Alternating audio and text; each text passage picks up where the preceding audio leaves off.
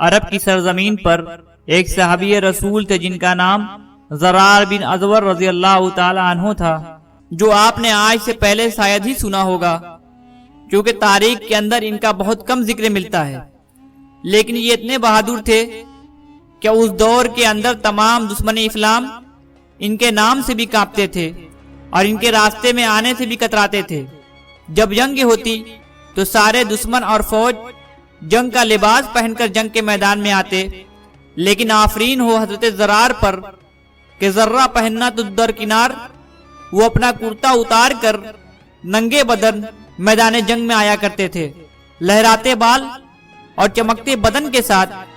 جب وہ جنگ کے میدان میں اترتے تو ان کے پیچھے سر پہ دھول اور آگے دشمنوں کی لاشیں ہوتی تھی۔ وہ اتنے پھرتی سے لڑتے تھے کہ دشمن کی صفیں چیرتے ہوئے آگے نکل جاتے تھے۔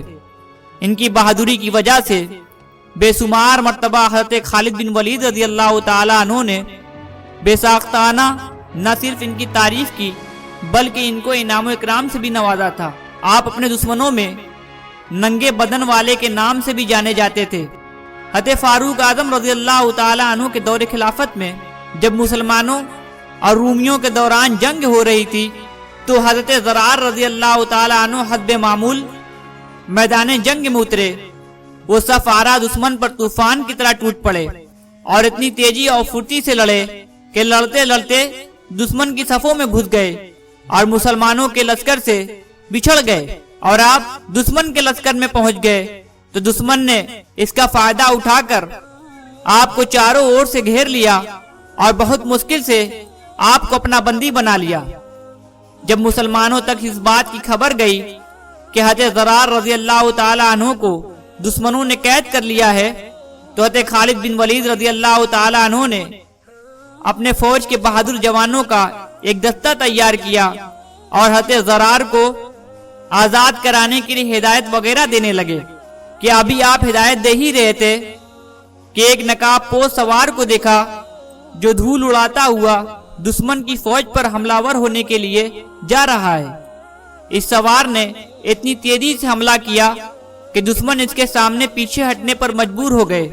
حضرت خالد بن ولید رضی اللہ تعالی عنہ نے اس سوار کے وار کو دیکھ کر اور اس کے شجاعت و بہادری کو دیکھ کر اس کر اٹھے اور ساتھیوں سے پوچھا کہ یہ سوار کون ہے، لیکن سب نے لا علمی کا مظاہرہ کیا اور کہا کہ ہم نہیں جانتے۔ حضرت خالد بن ولید رضی اللہ تعالی عنہ نے اپنے جوانوں سے اس سوار کی مدد کرنے کو کہا اور خود بھی اس کی مدد کرنے کے لیے اس کے جانب لپکے۔ گھمسان کی جنگ جاری تھی کہ کبھی خالد بن ولید اس سوار کو نرگے سے باہر نکالنے کے لیے مدد کرتے تو کبھی سوار آپ کی مدد کرتا۔ حضرت خالد بن ولید اس سوار کی بہادری کو دیکھ کر بہت متاثر ہوئے اور اس کے پاس گئے اور پوچھا کہ کون ہو تم؟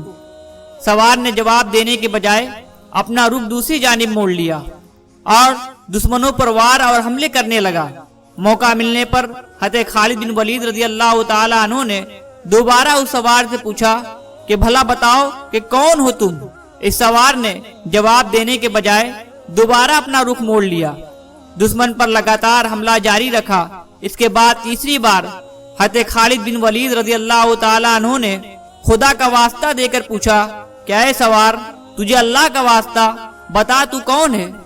تو نقاب کے پیچھے سے ایک لڑکی کی آواز آئی، میں زرار کی بہن خولا بن ازور ہوں اور میں اس وقت تک چین سے نہیں بیٹھوں گی جب تک اپنے بھائی کو آزاد نہ کرا لوں۔ حضرت خالد بن ولید رضی اللہ تعالیٰ عنہ نے کہا کہ پہلے کیوں نہیں بتایا؟ وہ کہنے لگی کہ آپ کو بتاتی تو آپ ہمیں منع کر دیتے۔ حضرت خالد بن ولید رضی اللہ تعالیٰ عنہ نے کہا آپ کو آنے کی کیا ضرورت تھی؟ ہم تھے تو صحیح آزاد کروانے کے لیے۔ اس وقت حضرت خولا نے جو جواب دیا وہ آب زر سے لکھنے کے لائق ہے۔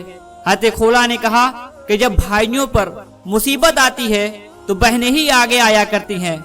پھر مسلمانوں اور حضرت خولا نے مل کر حضرت زرار کو آزاد کرا کر ہی دم لیا۔ حضرت عمر فاروق رضی اللہ تعالیٰ عنہ کے دور خلافت میں جنگ کے دوران مسلمانوں کا لشکر اردن میں موجود تھا تو وہاں طاعون کی بیماری پھیلی جس کی وجہ سے آپ کا بھی انتقال ہو گیا اور آپ کو وہیں پر دفن کر دیا گیا۔ آپ کی قبر مبارک بھی اردو میں ہی موجود ہے۔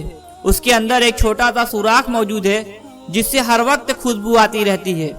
یہ تھے اسلام کے ہیرو جن کے بارے میں ہماری قوم کے لوگ ان کے نام سے بھی واقف نہیں ہیں۔